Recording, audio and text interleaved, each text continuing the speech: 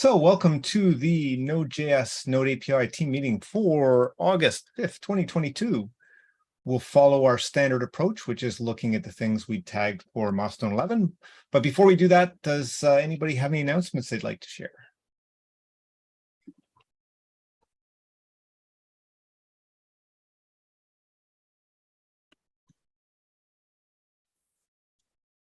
Okay, if not, I will share the screen. Hopefully that's the right window. Yeah, okay. So top of the list is add list of non-C bindings to Node.js. I think, Nikolai, you were looking at that one? Yes, I tried to identify which of these bindings has been used in to implement a real native DOM today, and for now, only the Rust flavor here has been used in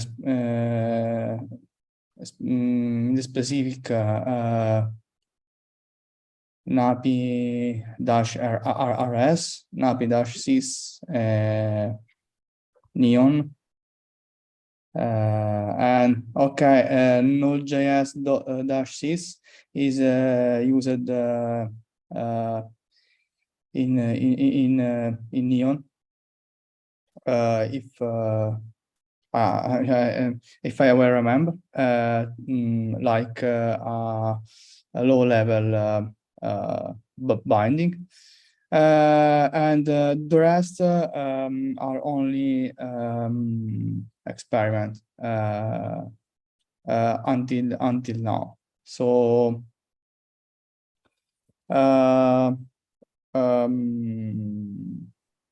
I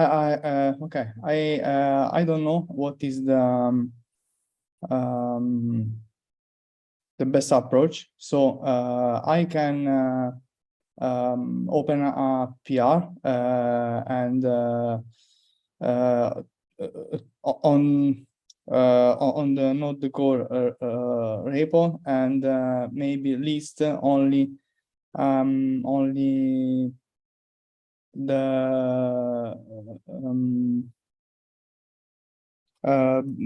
bindings that are used today, or maybe we can have an issue or a page on Abyssable node repo, where we take the responsibility to update the list, and in the core documentation we link that documentation that we have in Abyssable node. I don't know, what do you think? Yeah, I'm just looking at and you can see here the API doc, right? Yeah, I wonder if adding. So go ahead. Okay, I have a preference. So Yep.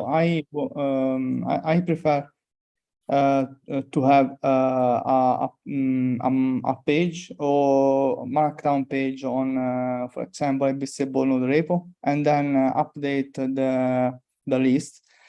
Because if we have, because the process is too simple, no? If we want to update the list on Abyssable node, and instead, if we add this list directly on the official node documentation, sometimes these change.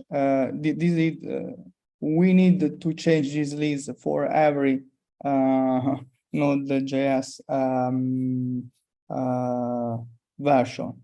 because maybe I don't know, some bindings that today is used a lot, maybe in 1-2 years will be replaced from another. So it's not a valid option, no? If you want to implement a native add-on. This is my reason to avoid to put the list directly on the node core docs. I think that's a good idea to maintain that page in our repo like you suggested. I wonder if we should have like just another page which is like add-ons with other languages, and it could just be like a paragraph which is like, it is possible to develop add-ons in other languages when used because of, you know, Node API. It still relies on the same API as in here. And then here's another link to, you know, in the add-on API repo, we maintain a list of some of those things, right? And it might even be like the Rust one might be worth, so it's kind of like a page that you would go to. And like, I think even mentioning the Rust one, because that seems like a very active one, like, you know, saying like, for example, you can actually develop your add-ons in Rust and they have a pretty good ecosystem, but go off to this other page to get the details of all the other options. How does that sound? Yeah, it makes sense for me. I'm just thinking mostly because like I come here and it gives the impression like I do add-ons in C++ and that's it, right? Whereas having that add-ons with other languages would say, oh, I can do other things, but just put it as the 1 or 2 paragraphs, which we won't have to update very often, and then point to the other one that we can easily maintain. Sounds like a good idea. Okay.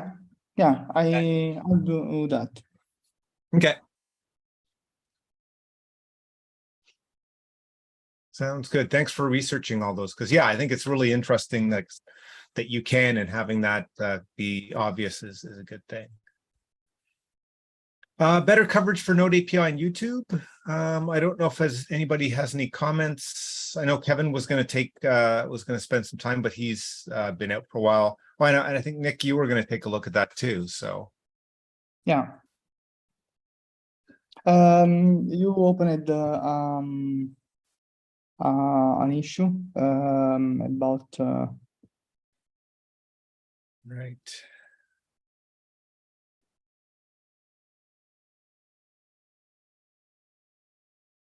Okay, well, I don't see any concerns. Okay, so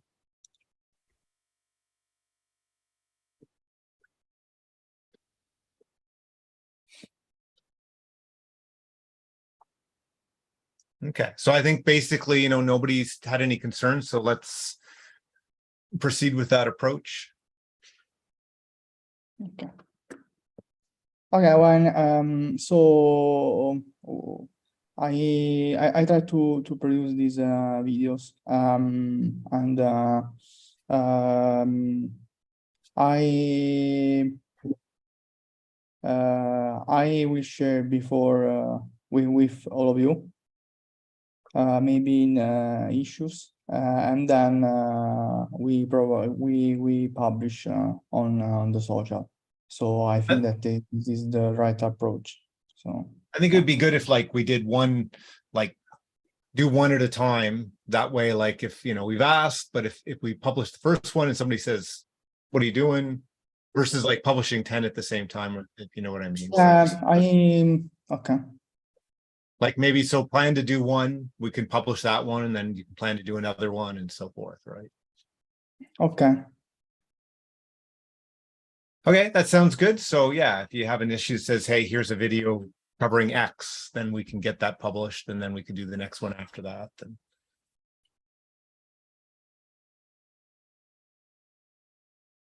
anything else you want to chat about on that one? In this week I will think at what kind of video I could prepare, and then share some ideas in the issue that we have, and then if I will receive the okay by you and other, I start working on these ideas. Okay. So yeah, and then we can plan the release of the video.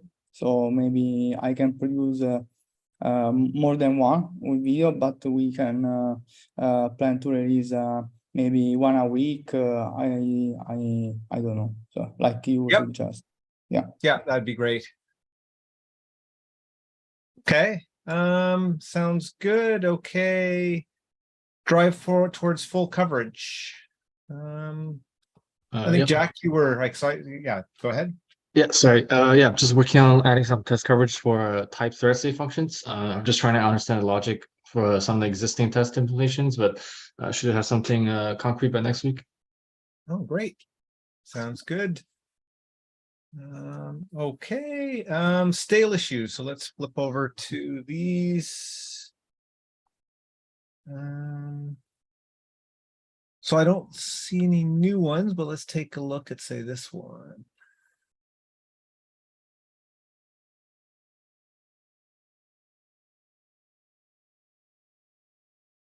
Okay, so this one, right, I think, yeah, we remember talked a bit about this, so go ahead. Yeah, we talked about this last week, and you Right. commented on the Paracast, if I well Right. remember. Right, oops, where did I? Yeah. I think this one, right, yeah, okay, I'm finding that. Okay, yeah, 7 days ago. Perfect. Yeah, right, makes sense.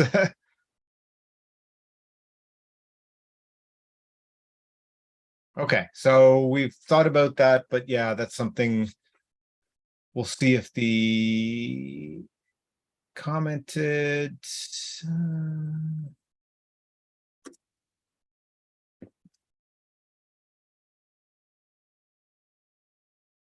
I think that we can wait, and then if we if I don't know if you have some note to add, but in case we can wait 1 week, I don't know, 2 weeks, and then if we won't, if we don't receive any answer, we can do. The changes and by so to if we need to do, and that's it. Yeah. So yeah, That sounds like a good approach. yeah. Okay, that's great. Oops. Where do we get to? Right, stale issues, here we go. Okay, and then we have this one.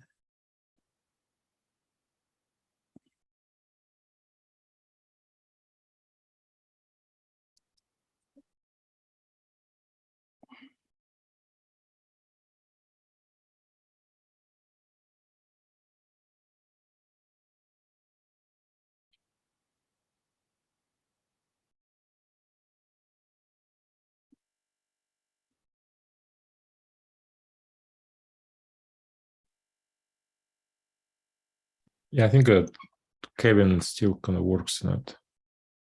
Right, okay, but yeah, and he's out now for now, so we'll defer that. We keep it on the list, but this one. Yeah, I'm still working with. Still working on it? Yeah, okay. No, just have it on the list so we don't yeah. forget. So Mm. unless there's something you want to chat about, we can just move on. So I think that was all of those.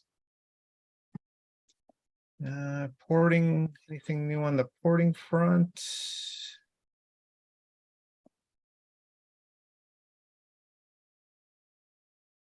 Nothing there. haven't done the debug testing. And then, okay, so any particular issues that people have sort of top of mind that we should discuss? The document Changzhong started last time, and there Right. is also a pull request he created. Yeah, but before that, I saw new issues about the Node add-on API performance on creating buffers. It's created in the Node.js core repository, and the number is 441 and 11. Sorry, let me find for which one? 441 and 11. 44111. Okay. Yeah, right. It's right. saying Okay. that creating a buffer is slower than creating a rebuffer, which is a React API. So currently, Node API create external array buffer is just delegated into creating a node buffer implementation, as it needed to be. It has a slightly different behavior than the V8 API. So currently, it said the performance can be slower 4 times than V8 one, and I just commented about the history of the implementation, that it's about the V8 API contract that the finalizer of V8 backend store or backend store can be invoked in another thread. So Node.js can have to create wrappers around the original finalizers. So, but we still have spaces to improve the condition, that we can still move away from the node buffer constructor and just leave the wrappers around the V8 array buffers backend store finalizer. But I didn't have dig into the details of this problem, so it's just quick overview of this issue. Okay. So in this is the right one. This is, so basically it's right. Yeah. Okay. So yeah, it's right. just a delegating into the node buffer new. So it's still creating a node buffer implementation. Yeah. And it's returning the underlying array buffer for the return value, but it's actually creating a array buffer with the node buffer. Right. Okay. So what's kind of like the next step on this one? Is it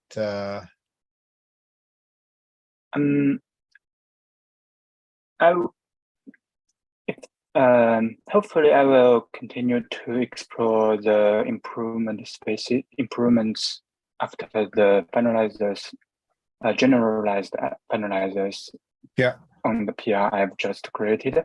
So to see if we can abstract a new wrapper around the buffer API, so that we can get rid of the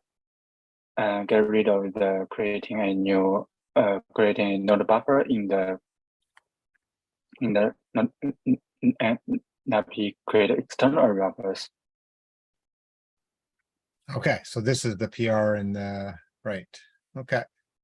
Yeah, this PR doesn't change any API contract. It's just code tidying of the code in the node API implementation around the finalizer's second pass callback.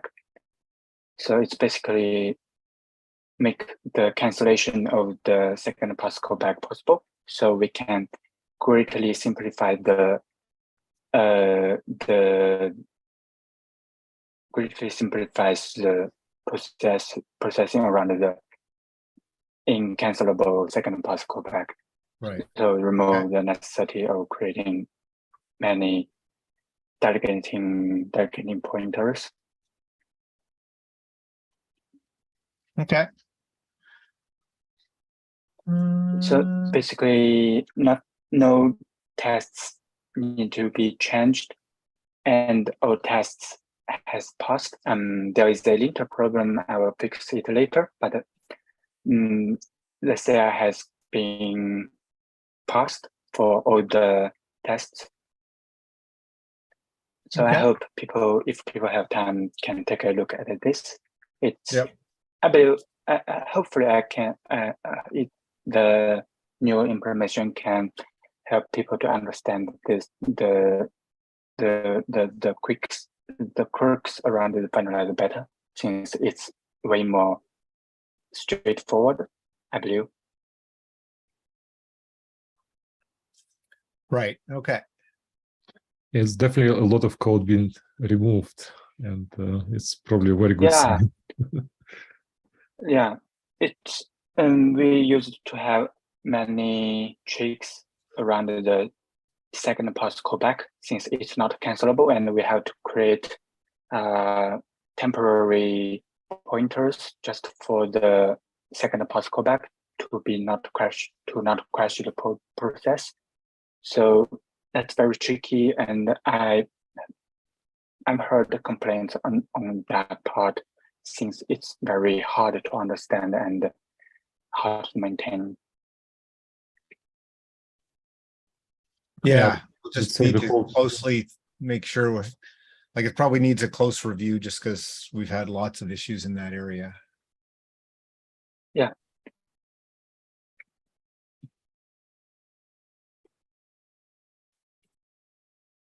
Okay, anything more on that one before we move on to other issues?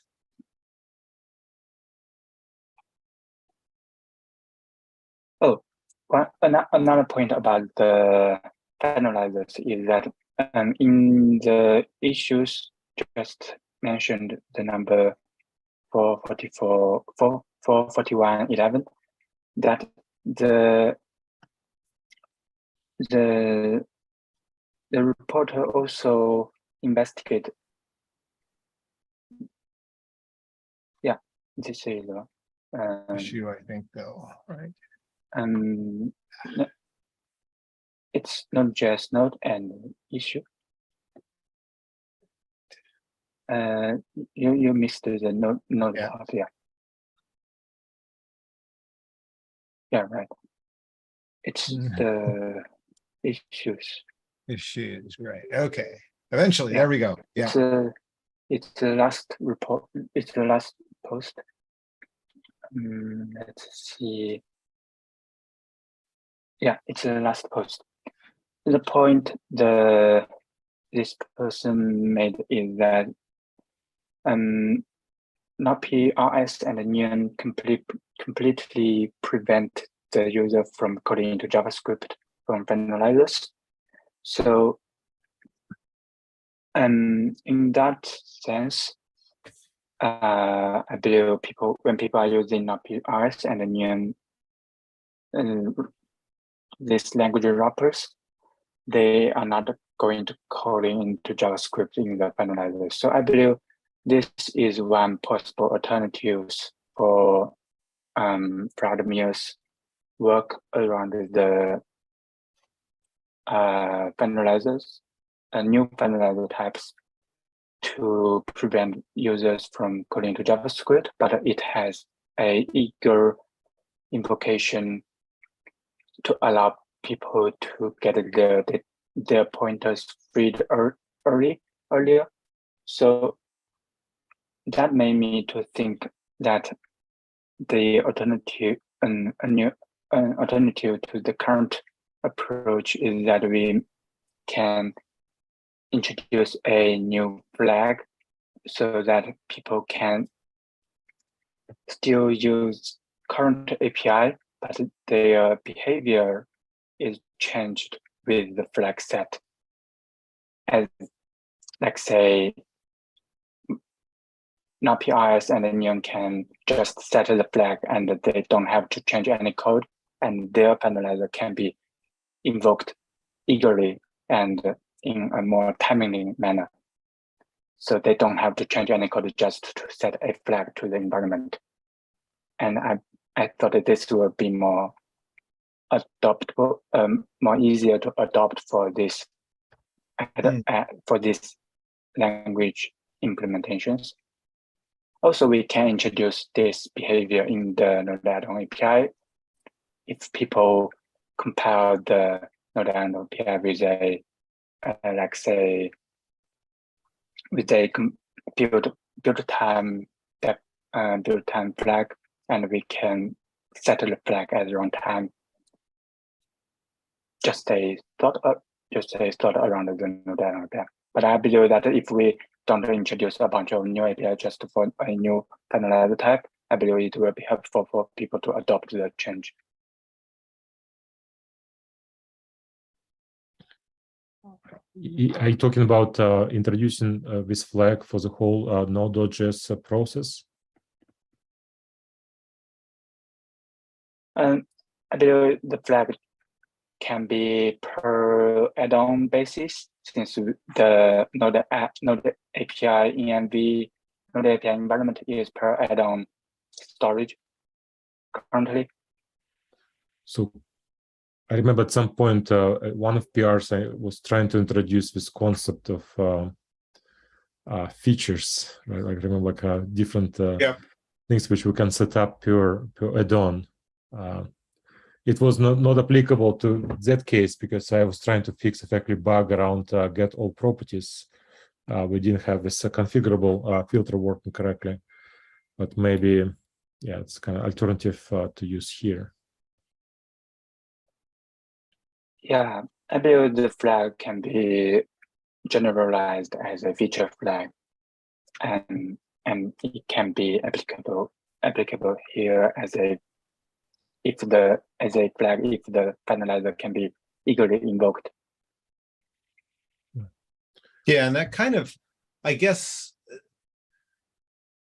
like the main difference is we would in the with the new API, you'd have the choice of how you did it individually. Like, okay, I'm going to create one, I'm going to do one, I'm going to create the other. But if we think that it's always going to be like you either want it working one way or the other, then the feature flag makes a lot of sense, and it's probably simpler in the end, right? Like to basically say it's always going to be one way or always the other way versus individually have, be able to have some that are one way or some that are the other.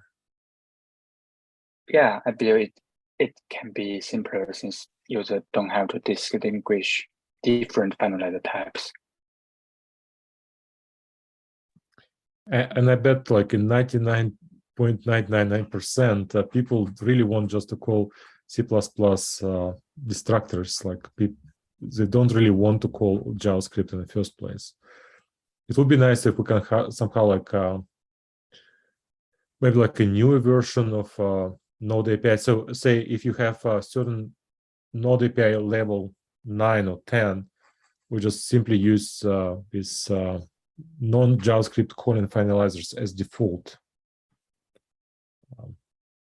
Right. I'm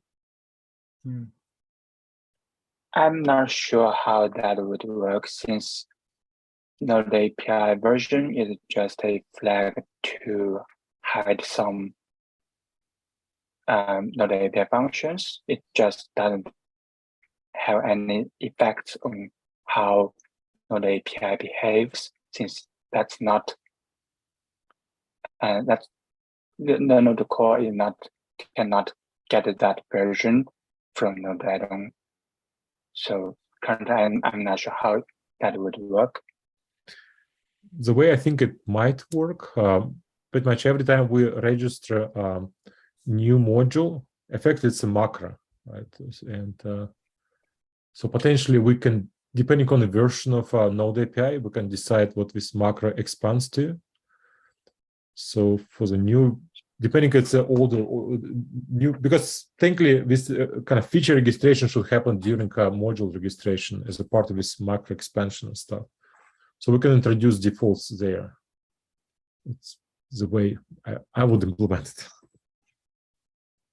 Yeah, I think I bet you we could figure out how to do it. The question is like from the ABI compatibility story, but I don't think, like, I'd wait till we actually have the feature there and we're, and like, I wouldn't want to, I don't think we need to spend a whole bunch of time figuring out how we're going to make the, if we should make it the default or not. The first step is to actually have an option to be able to just choose that as a case, right?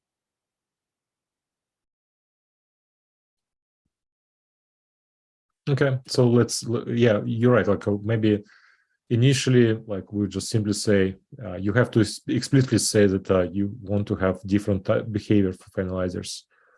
Instead of previous one, then we can call JavaScript. A new one will be calling immediate, and there is a way. I think I experimented that if we see that people using JavaScript, we can actually fail at this point. So effectively crash. So I think people will not make this mistake. And we can like encourage, like if we think it's the right answer, we can encourage that as like, just don't do the other case, because as at least in the beginning.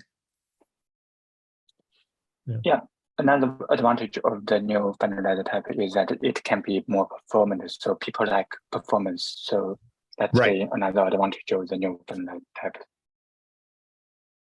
And that's where like an option that applies to everything will potentially encourage not using JavaScript in the finalizers, because it's sort of like all or nothing versus the individual, like a new API that lets you choose, you can sort of have your cake and eat it too, right? Right. I mean, Vladimir, since you've looked at it a lot, I mean, do you have any concerns making it like a feature that applies 100% versus an API that lets you choose? I don't have concerns, because I believe like whoever wants to call JavaScript from this non-JavaScript finalizers, they can always do it in their code. So technically, in their kind of pure C++ finalizers, they can just simply schedule like set immediate or something which will do actual maybe JavaScript calling if they ever want to do it. So technically, maybe it's worth for us to in one of our unit tests to show, even you choose like for node add-on not to call JavaScript finalizers, but sometimes you do want to do it, and we can show how to do it. So I think if we can do it, I think we can address all concerns which people might have. Okay. No, yeah, that sounds good, because I think it's been one of those areas that if we didn't do, we might have been happier. So if this drives us in that direction of like you can opt into not having it, then we're heading in that direction. So I agree. It's much better solution that we were thinking before, because choosing finalizer type pure page finalizer it's a pain. Right. Yeah, I'm glad that. Okay. Anything else on this one we should talk about before we look for any others? Just quick question, John. Sorry, how to pronounce your name one more time? Sorry. My name is pronounced as Chenjong. Chenjong is correct? Yeah. Okay. Yeah. So are you going to implement this feature, or you want me to help with it? I believe you have already worked on this feature, so I would like you to do if you would like to work on it. So, sorry. So, do you want me to kind of create this PR with this feature stuff? You mean the? Yeah, I believe. If you would like to do it, I would agree you should do it. Okay. I'll need somehow to build it on top of your current PR, right? Yeah, since it's a improvement, so you can take a look at it if it's easier to understand, and we can continue the review on the part. So hopefully, I believe the new work can be based on the new improvements, since it's much simpler. Okay.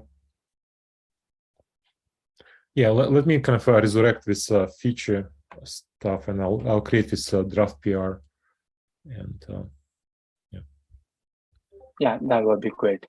Which we can iterate upon, and we can potentially merge it into your existing PR, but it might be too big. Your PR was already too big. Maybe it's probably still worth to do it as a next step. It's up to you. I think the next step makes sense to me. Okay. Yeah. Chen-Tong, unless you think otherwise, I'd go ahead.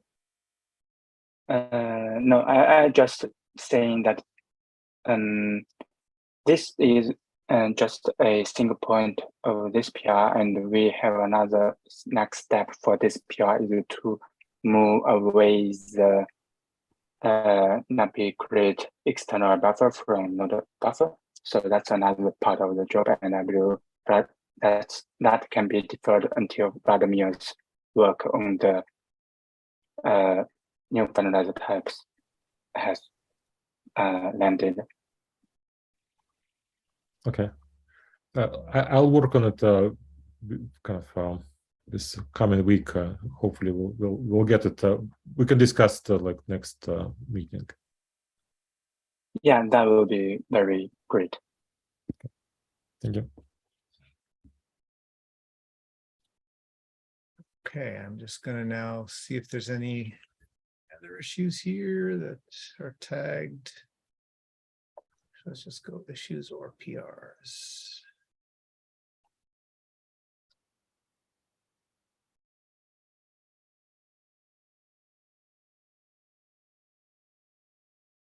I think that's the one we just talked about. This one. Anything else you want to mention on this one, on the API core consolidation one? And not yet, apart from the new PR. So I'm just focusing on the new PR this week. So there's nothing new on other part of the section. Okay. I still plan to contribute there with reference stuff. Like, I already planned to. And yeah, that will be great, but I think we can do more investigation just to think about if we can introduce a simpler solution, just like we have agreed on the simpler solution to the finalizer tags. And I'll tell you that for since they are basically doing the same thing, so I would like to introduce I would like to introduce prevent from introduce two similar APIs just for very trivial differences, since people are hard to choose between these APIs.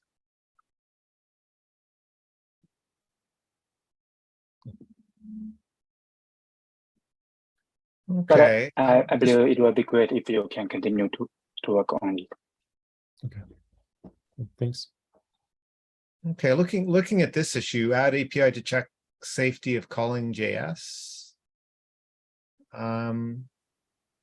This kind of makes sense. I mean, this is a little related to what we've been talking about, in that they're saying you can get into a point where you're trying to run, I think, a finalizer, but you can't actually call back into JavaScript. And so this is a method that actually will let you tell before you try and do that.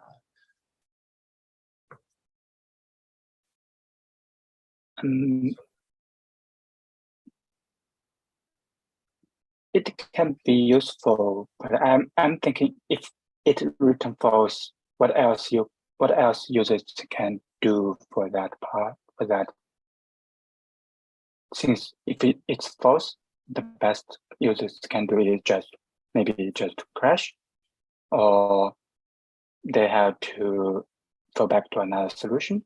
if they can fall back to another solution, why not just use the solution that doesn't need to go into JS at the first place?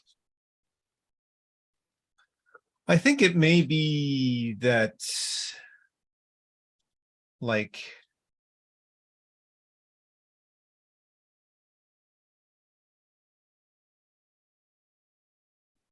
and I'm guessing that, like, in some cases they would like to run it, but during shutdown, like, you're shutting down, so maybe it's fine not to, right?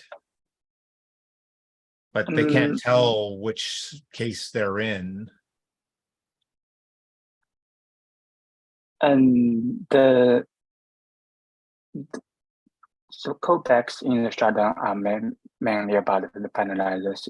If the finalizers are, like, say, when they are not allowed to,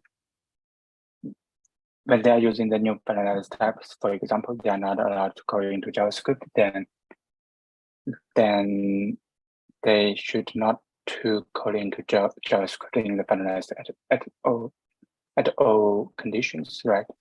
So that doesn't matter if the environment is shutting down or it's not shutting down. But I believe I'm thinking we need a use case for this.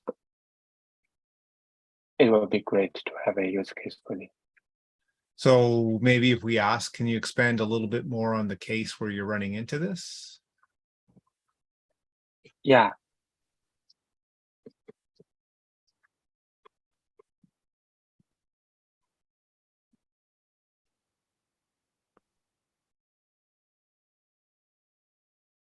They say something about shutdown scenarios, and they're using this Rust neon.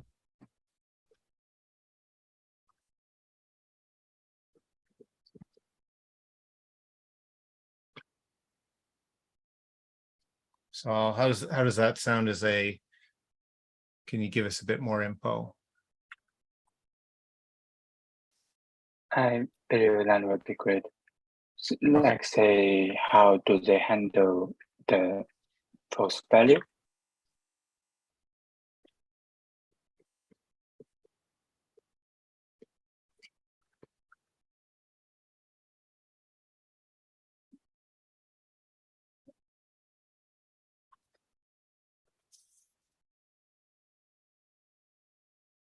How about that? Yeah, sounds good to me. Okay.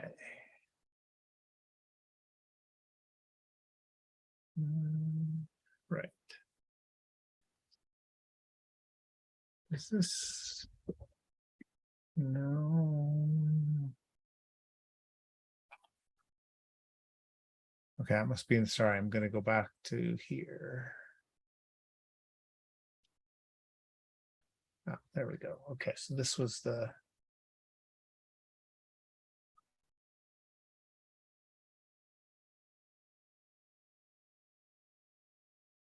Okay, otherwise I don't see anything else like new. Is there anything else that we think on the node side we should discuss before I flip back over to the node add-on API side?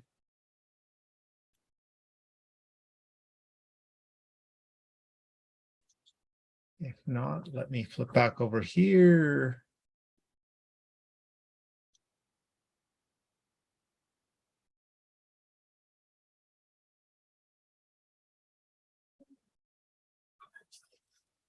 It looks like, Nick, you already answered that one.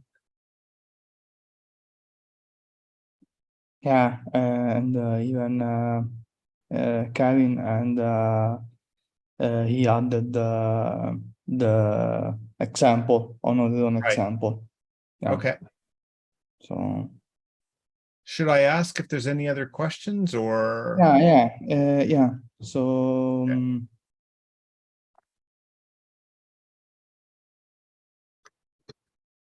if not, we can close then.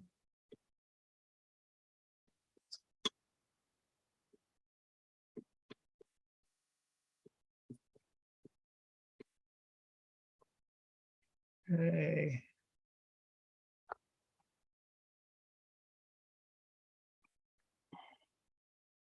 This one. It's what Kevin investigated.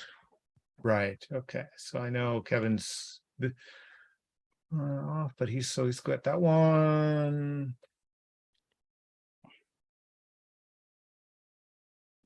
Okay. So otherwise, I don't see anything sort of new in that. Let's go to remove his issue. Okay, we have a few of these.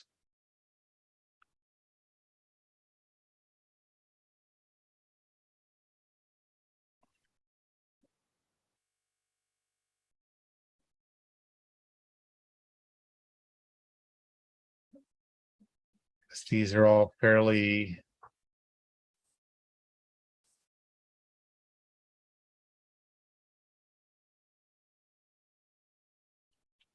they all look fairly reasonable to me.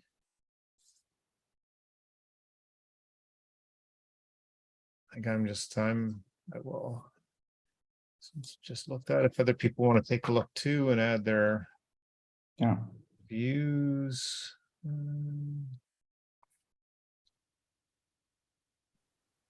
Change log.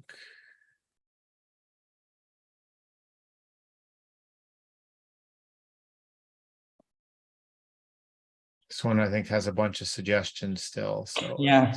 yeah. Okay. And otherwise, I don't see anything too new. So anything else that we think we should talk about before we close out for today? No. Okay, well, if not, thanks for everybody's time. I'll see you all in a couple weeks. And thanks again to Chenzong for chairing next week. And have a good week and see you in GitHub. Thanks. Bye. Bye.